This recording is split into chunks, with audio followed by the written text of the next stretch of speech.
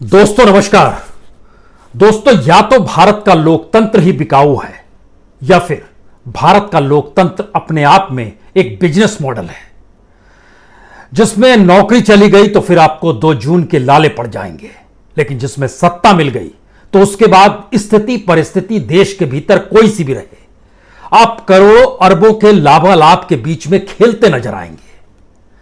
इस business model की आज बात की जाए, क्योंकि इस बिजनेस मॉडल के भीतर का सच यह है कि जिस देश के भीतर में हर दिन अपनी जिंदगी के आखिरी पैसे को निकालने के लिए पीएफ का पैसा जिसे कहते हैं, 80,000 लोग हर दिन पैसा निकाल रहे थे। तकरीबन 270 करोड़ हर दिन लोग निकाल रहे थे। और इस देश के भीतर में हर दिन तकरीबन 30 से 40 लाख नौकरियां जा रही थी। अप्रैल और मई के महीने की यह स्थिति रही है। लेकिन इसी दौर में राजनीति इतनी जमकर होती है कि 25-25 करोड़ की बोलियां अगर विधायकों को लेकर लगती है तो आपको किस राज्य में ले जाएं, क्योंकि एक सामान्य सी स्थिति नहीं है। जिस देश के भीतर में लाखों लोगों और करोड़ों लोगों की नौकरी चली गई, जिस देश के भीतर में अपनी जिंदगी की जमा पूंजी किसी भी तरीके से जो आखिरी दिनों में काम आती है, पीएफ का पैसा, उसको निकालने के लिए होड़ लग गई और तकरीबन 36 लाख से ज्यादा लोगों ने पीएफ का अपना पैसा निकाल लिया है।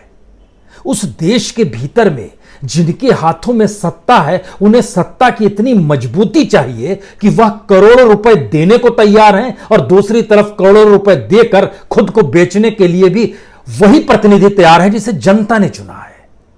यह कौन सी परिस्थिति है? यह लोकतंत्र बिकाऊ है या यह लोकतंत्र बिजनेस मॉडल पे चलता है? आज जरा सिलसिलेवार तरीके से समझने की कोशिश कीजिए, क्योंकि बोलियां जब लग रही हैं तो राजस्थान में तकरीबन 750 करोड़, राजस्थान से पहले याद कीजिए मध्य प्रदेश में भी तो एक बोली लगी थी जहां पे सत्ता इधर की उधर हो गई, 550 करोड़। गुजरात के भीतर की बोली सबसे कम है क्योंकि वहां सबसे ताकतवर स्थिति है, तो वहां की स्थिति में सिर्फ 270 करोड़ का खेल हुआ है। यह कौन सी स्थिति है? और इन स्थितियों के बीच में हम अपने लोकतंत्र का राग गाएं और बताएं कि दुनिया का सबसे बड़ा लोकतांत्रिक देश भारत है और इस पे आपको गर्व करना चाहिए। और अपने भाषणों में बार बार महात्मा गांधी से लेकर स्वामी विवेकानंद का जिक्र करते चले जाएं। जिक्र करने से क्या होगा? कहते हैं कि व्यक्ति पर शक तब पैदा होता है जब वो ईमानदार नहीं होता है और ईमानदारी की बात करता है। शक तब पैदा होता है जब वो जिम्मेदारी से पल्ला झाड़ लेता है और जिम्मेदारी की बात करता है।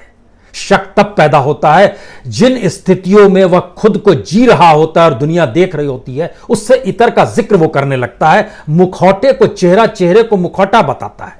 ये कौन सी स्थिति है? लेकिन बहरहाल एक एक करके पन्नों को खोलना शुरू करते हैं। जरा समझने की कोशिश कीजिए। मौजूदा वक्त में राजस्थान के भीतर 750 करोड़ का खेल है और आपके जहन में होगा कि सिर्फ एक राज्यसभा की सीट के लिए यह खेल हो रहा है। जी नहीं, सवाल है कि इसके जरिए कहीं ना कहीं एक छोटी सी चिंगारी लगाई जाती है और उसके बाद सत्ता पलटी जाती है। यही तरीके हैं। राजस्थान में ही नहीं बल्कि देश भर के अलग अलग हिस्सों में तकरीबन 18 राज्यसभा की सीट है जिन पर चुनाव 19 जून को होना है। इन स्थितियों में कितना पैसा किसके पास है? जिसके पास पैसा है उसने पीएम केयर्स में पैसा क्यों नहीं डाल दिया? पीएम केयर्स तो इस देश की रखवाली के लिए बनाया गया है, जिसका कच्चा चिट्ठा कोई दिया नहीं जाएगा लेकिन इस देश के लिए काम किया जाएगा। तो इस देश की सबसे बड़ी पॉलिटिकल सत्ताधारी पार्टी बीजेपी ने वो पैसा पीएम केयर के हिस्से में क्यों नहीं डाला? पार्टी की तरफ से कोई फंड क्यों नहीं गया? यह सवाल आपके जहन में तब होना चाहिए जब लोकतंत्र की ही बोली लग रही हो और डेमोक्रेसी एक बिजनेस मॉडल में कन्वर्ट नजर आ रहा हो। राजस्थान के भीतर में कांग्रेस ने 2 उम्मीदवार खड़े किए हैं, केसी गोपाल और नीरज डांगी को। बीजेपी ने भी 2 उम्मीदवार खड़े कर दिए हैं, राजेंद्र गहलोत को और ओंकार सिंह को। 3 ही लोग को चुना जाना है। हर के हिस्से में 51 वोट आने चाहिए। कांग्रेस के पास पूरे वोट हैं अपने, 107 वोट उसके अपने हैं, यानी 51-51 2 चुने जाएंगे। बीजेपी का संकट यह है, उसको यह महसूस हो रहा है कि एक तो चुना जाएगा क्योंकि उसके पास 72 विधायक हैं, लेकिन उसके ठीक समानांतर 13 विधायक निर्दलीय भी तो हैं।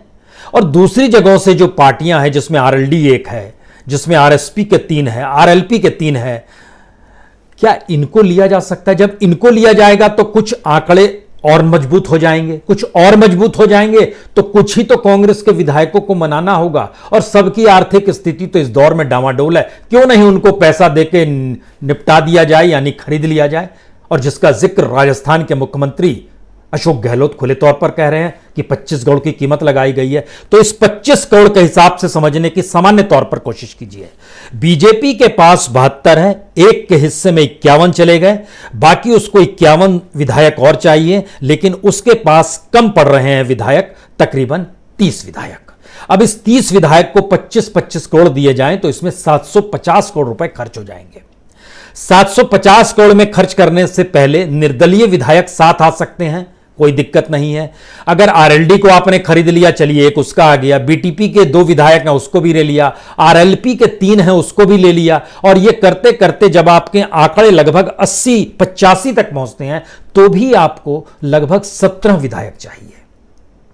अब वो कांग्रेस के विधायक हैं, अगर वो 17 विधायक राज्यसभा सीट के लिए मूव कर सकते हैं तो आने वाले वक्त में उनकी बोली तो कुछ ज्यादा हो जाएगी। 25 करोड़ और ले लो और सरकार ही गिरा दो, और यहां पर हम 100 प्लस में आ जाएंगे, क्योंकि राजस्थान में तो 200 कुल सीट है और उसमें से 101 की चाहिए, 101 में आपकी सरकार बन जाएगी, तो क्या दिक्कत है।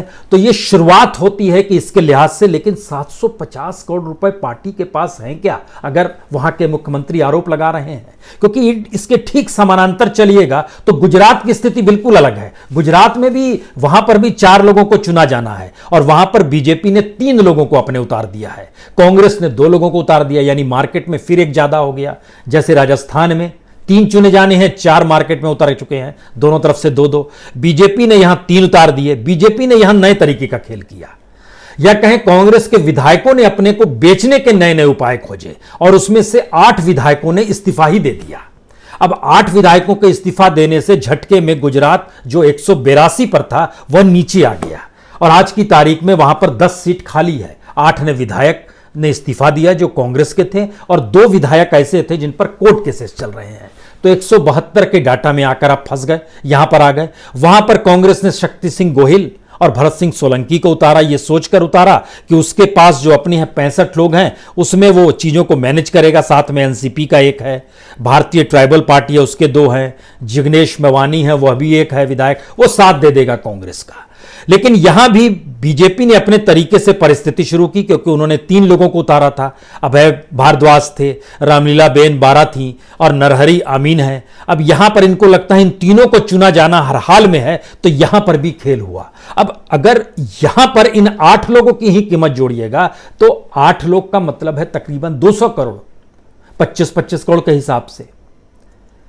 200 करोड़ के अलावे जो खर्च हुए हैं, जानकारी आती है कि वह अब मनाने उनाने के चक्कर में लगभग 60-70 करोड़ और खर्च हो गए। लेकिन अब जो भी चीजें आएंगी वहां पर डेवलप होंगी, उसमें 25-25 करोड़ और जोड़ते चले जाइए। यानी लोकतंत्र की बोली किस तरीके से लगती है, यह उसका एक अनूठा रूप इससे पहले मध्य प्रदेश में नजर आया था, जब वहां के 22 विधायकों ने सीधे पाला बदल लिया। अब वो 22 विधायक अपने तौर पर वहां पर चुनाव के मैदान में भी जाना है, लेकिन इन सब के बीच राज्यसभा, और राज्यसभा की सीट के लिए उनके वोट वहां पर आ जाएंगे, और उसमें कांग्रेस को संकट शुरू हो जाएगा। वहां पर लेकिन कहा गया था कि 25 से 50 करोड़ के बीच में डील हुई थी, जो पैसा दिया गया था, लिया गया था, जो वहां के उस वक्त के मुख्यमंत्री कमलनाथ ने आरोप लगाया, दिग्विजय सिंह ने आरोप लगाया। उन आंकड़ों में जाइएगा तो वो तकरीबन 550 करोड़ से 1000 करोड़ तक का होता है। यानी इस देश के भीतर में हमको राज्यसभा की सीट चाहिए, और राज्यसभा की सीट के साथ अब वो राज्य भी चाहिए। तो अगर कोई पैसा लगाता है, या बिजनेस मॉडल ये बहुत साफ तौर पर कहता है, अगर आप पैसा लगा रहे हैं तो आपको कुछ पैसा आना भी चाहिए। इसका मतलब है कि जिसके हाथ में सत्ता होती है वहां 100-2000 करोड़ कोई मायने ही नहीं रखते हैं। बड़ी छोटी रकम होती है ये किसी भी राज्य में जिसमें आपकी सत्ता हो जाए, और इतनी बड़ी तादाद में पैसा शुरुआत में लगाने के लिए इस देश के भीतर में बड़े चंद लोगों के पास है। तो कुछ ही लोग हैं जो मार्केट में पैसा लगा पाएंगे। जब वो पैसा लगा देंगे तो उसकी एवज में उनके पास जितना पैसा आएगा या जो रास्ते खुलेंगे वो कई गुना ज्यादा होंगे। यही एक तरीका है, क्योंकि भारत का लोकतंत्र इतना महंगा हो गया है कि उसमें किसी भी स्टेट में जब आप चुनाव लड़ते हैं तो उस पॉलिटिकल पार्टी के पास कम से कम न्यूनतम से न्यूनतम जो होता है उसको कहा जाता है लगभग आपके पास 1 लाख करोड़ रुपए होने चाहिए। यह खेल आपको खेलना पड़ेगा। 1,000 करोड़ रुपए आप बांट देते हैं, 5-10 हजार करोड़ रुपए में प्रचार शुरू करते हैं, उसके बाद जिस जिस एवज में जिन जिन लोगों को खरीदने का प्रोसेस रहता है उसके जरिए काम करते हैं, मीडिया को अपने तौर पर अपने अनुकूल चलाना शुरू करते हैं, ये सारी चीजें होती हैं। तो इतनी बड़ी कीमत जब लगाई जाती है तो इसकी एवज में पैसा किस रूप में आता है? हमको लगता है इस लोकतंत्र के हिस्से को समझने के लिए आपको जरा सा इसमें दिमाग ये लगाना होगा कि मौजूदा वक्त में भारत के भीतर में जो एनपीए है, एनपीए जो इसको बैड लोन कहते हैं, उसमें आज हमको नॉन बैंकिंग आपको हिस्सा बताते हैं कि नॉन बैंकिंग फाइनेंशियल कॉर्पोरेशन के भीतर में जिसको एनबीएफसी कहते हैं, वह मौजूदा वक्त में जब कोविड वायरस नहीं था तब कितना था और कोविड वायरस के बाद कितना हो जाएगा यह भी हम आपको बताते हैं। इससे आप समझ पाएंगे कि कितनी बड़ी तादाद में पैसा ट्रांसफर किया जाता है। यह पैसा स्टेट का है, लेकिन उस स्टेट के पैसे से कमाई किस रूप में होगी यह आपके सामने आंखों के सामने आ जाएगा। मसलन आप अगर मार्च से पहले चले जाइएगा जिस समय कोविड वायरस नहीं था, एग्रीकल्चर ने तकरीबन एनबीएफसी से जो बैड लोन लिया हुआ था वो 60,000 करोड़ का था। इंडस्ट्री ने जो लिया हुआ था वह 13,30,000 करोड़ का था। सर्विस सेक्टर ने लिया हुआ था वह 3,40,000 करोड़ का था। और रिटेल और दूसरे लोन जो लिए गए थे वो तकरीबन 6,20,000 करोड़ के थे। सबको मिला दीजिएगा तो तकरीबन 23,50,000 लोन जो बैड लोन में एनबीएफसी के मातहत थे वह तब थे जब वायरस नहीं था, कोविड नहीं था, लॉकडाउन नहीं था, उससे पहले की स्थिति। अब की स्थिति यह आ रही है कि एग्रीकल्चर 60,000 करोड़ से लोन बढ़कर लगभग 12,70,000 करोड़ का हो जाएगा, जो एग्रीकल्चर को जो सब्सिडी और तमाम सुविधाएं दी जा रही हैं। इंडस्ट्री 13 लाख से बढ़कर 45 लाख करोड़ पर हो जाएगी। सर्विस सेक्टर 3-3.5 लाख करोड़ से बढ़कर 29,02,000 करोड़ हो जाएगा। रिटेल सेक्टर 6,20,000 करोड़ से बढ़कर 32,10,000 करोड़ हो जाएगा। यानी जो जिक्र हम आपसे कर रहे थे कि उस समय 23,50,000 करोड़ बैड लोन की स्थिति में थी एनबीएफसी में, वह बढ़कर 119 लाख करोड़ हो जाएगी। और इन सब में एग्रीकल्चर का हिस्सा 10%, इंडस्ट्री का हिस्सा 29%, सर्विस का हिस्सा लगभग 20%, रिटेल और अदर लोन्स लगभग 10%। ये एक स्थिति है इस देश के भीतर में। तो इतना पैसा यहां पर शिफ्ट हो जाएगा, यानी लगभग 20 लाख करोड़ से ज्यादा की रकम, 20,50,000 करोड़ इस एनबीएफसी के मातहत बैड लोन या जिसको हम लोग कह सकते हैं कि नॉन बैंकिंग सेक्टर के भीतर का जो एनपी है उसकी यह स्थिति आ जाएगी। इतना पैसा है और इस पैसे के ठीक समानांतर जब हम इस लोकतंत्र की स्थिति आपको बता रहे हैं तो हमको लगता है ठीक समानांतर आपको इस सच को जानना चाहिए कि इस देश के भीतर में हर दिन जितनी बड़ी तादाद में नौकरी जा रही थी, हर दिन लोग पीएफ से पैसा निकालने के लिए बेताब थे, उसका आंकड़ा इतना डराने वाला है कि इस देश के भीतर में हर दिन जो पैसे जो निकाले जा रहे थे वह तो हमने आपको बताया 80,000 लोग पीएफ का पैसा निकालने के लिए अप्लाई कर रहे थे और होते होते 36,06,000 लोगों ने इस 2 महीनों के भीतर में जो 60 दिन बीते हैं उसमें लगभग 11,540 करोड़ रुपए निकाले हैं। लेकिन ये किन लोगों ने पैसे निकाले हैं यह भी आपको जानना चाहिए।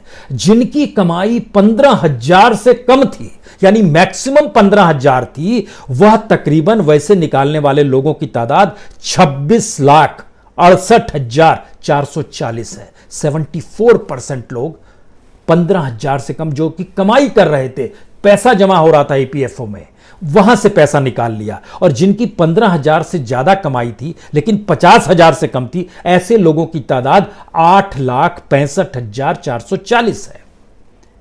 और इन दोनों को मिला दीजिएगा तो 98% ऐसे लोग हो गए जिनकी कमाई 50,000 से कम की थी। 50,000 से ऊपर वाले को ज्यादा पैसे की जरूरत नहीं पड़ती है, उसको पीएफ की तरफ देखने की जरूरत नहीं पड़ती है, उसके पास स्थिति होती है। तो ऐसे लोगों में सिर्फ 72,120 लोगों ने अप्लाई किया पिछले 60 दिनों के भीतर में और उन्होंने पैसा निकाला। सवाल है कि एक एक दिन में 80-80 हजार लोग अगर 270 करोड़ निकालते हैं और दूसरी तरफ चंद चुटकी बजाते हैं इस देश के भीतर में 750 करोड़ रुपए की डील राजस्थान में हो जाएगी, गुजरात के भीतर में 500 करोड़ तकरीबन की डील की बात हो रही है, मध्य प्रदेश में डील हम लोग देख चुके हैं 1000 करोड़ के लगभग में, 550 से 1000 करोड़ के बीच में डील कैसे, यानी यहां पर इतना पैसा है। इस डेमोक्रेसी को चलाने वाले लोग और प्रतीकात्मक तौर पर जिसे जनता ने चुना है, वह अपने आप को एक ऐसे बिजनेस मॉडल में ले आए हैं जहां पर जनता ने एक बार वोट दे दिया तो वह उनके लिए प्रॉफिट है, वह उनके लिए प्रॉफिट मार्जिन बढ़ाते चला जाता है। और अगर उनमें कैपेसिटी है कि आज यहां पर, कल वहां पर, परसों कहीं और, यहां बिक जाइए, वहां बिक जाइए, तो यह स्थिति इस देश के भीतर में, और देने वाले की ताकत देखिए। सत्ताधारी पॉलिटिकल पार्टी के पास इतना पैसा है, वह पीएम केयर में पैसा क्यों नहीं दिया, या फिर पीएम केयर का पैसा कहीं शिफ्ट तो नहीं हो गया? ये सारे सवाल हैं, और इन सवालों के भीतर का सच उस आम लोगों का है जो लोकतंत्र को जीता है और यह मानकर चलता है कि उसका एक वोट बेहद कीमती है। लेकिन यह एहसास किसको होगा कि जिस जनता ने वोट दिए, तकरीबन इतनी बड़ी तादाद में, अगर लोकसभा के भीतर देखिएगा तो 80 करोड़ से ज्यादा के वोटर तादाद में, राज्यों में झांकना शुरू कीजिएगा तो वहां के भीतर आपको 3-3 करोड़ लोग अगर वोट देते हैं तो इस स्थिति में देते हैं कि दरअसल वो उस लोकतंत्र को मजबूत करना चाहते हैं, और हर कोई वोट देने के बाद अपनी उंगली को दिखलाता है, ये देखिए हमने इन्हें वोट दिया है और हमने अपने लोकतंत्र के पर्व को जिया है। हम तो मानते हैं कि लोकतंत्र दुनिया में सबसे बेहतरीन भारत में ही है, लेकिन उसके भीतर का सच क्या है?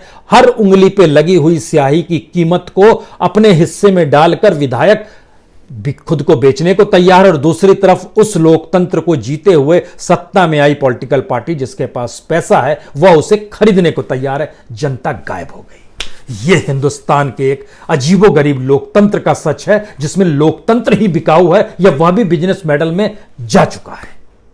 तो इस स्थिति के भीतर का सच अगर आप जान रहे हैं तो हमको लगता है एक आखिरी बात जानिए। आखिरी बात सुप्रीम कोर्ट से जुड़ी हुई है। वो सुप्रीम कोर्ट ने जान लिया कि प्रधानमंत्री और गृह मंत्रालय का कोई मतलब नहीं है। जो कहते हैं कि नौकरी से निकाल दिया जाएगा तो नौकरी से निकालने वाले को दंड दिया जाए, सुप्रीम कोर्ट ने बोला ये हम नहीं कर सकते। यानी सुप्रीम कोर्ट जानता है एक कंपनी चलाने वाले के हक क्या हैं। वह यह भी जानता है सुप्रीम कोर्ट कि किस रूप में प्रधानमंत्री और गृह मंत्रालय जो कह रहे हैं वो गलत कह रहे हैं, तो वो उनके हिस्से में नहीं आता है। सुप्रीम कोर्ट अगर हर चीज जानता है तो सुप्रीम कोर्ट खुद के बारे में क्यों नहीं जानता है कि इस देश के संविधान के तहत जीने का अधिकार अगर लोगों को नहीं मिल पा रहा है तो यह सुप्रीम कोर्ट को अधिकार है कि वह इस देश की सत्ता को तुरंत नोटिस भेज दे और कहे कि आप पालन नहीं कर पा रहे हैं, और उसके बाद फिर इलेक्शन कमीशन को कार्रवाई करनी पड़ेगी।